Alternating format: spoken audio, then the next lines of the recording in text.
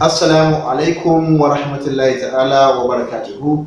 Barkamu da wannan lokaci. Sunana Nura na kowa mai gabatar da shirin soyayya ruwan zuma a Arewa Radio mita 93.1 a zangon FM.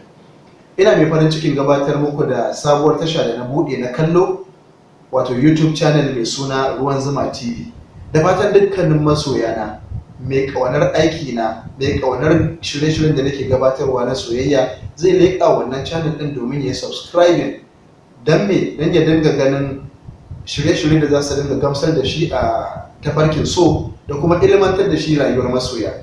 Za mu dinga kawo muku hirarraki iri daban-daban da wasu daga cikin masoya maza da mata ko kuma masana akan fannin so domin su dinga wayar mana da kai. Burin mu har kullum shine kawar da soyayyar ƙarya da kuma tabbatar da soyayyar gaskiya. Har kullum takenmu shine gaskiya da riƙon amana. Ruwan Zuma TV, kar ka manta idan ka leƙa shafin YouTube channel ka yi subscribing domin ka samu damar da za ka dinga gani kuma kana jin dukkanin abin da za mu kawo muku. Hakanan kuma za ku dinga ji muna kasancewa tare da mawaƙa iri daban-daban domin kun san waƙa tana daga cikin abin da yake ƙara wa soyayya gishiri, ko ba haka ba? Kada dai ku manta Ruwan Zuma TV a YouTube channel, leƙa can ka yi subscribing, kada ka bari a baka labari domin mun faso gari kuma za mu yi abubuwan da ya kamata domin ganin masoya sun yaba. Ina alfahari da ku masoya na hakuri.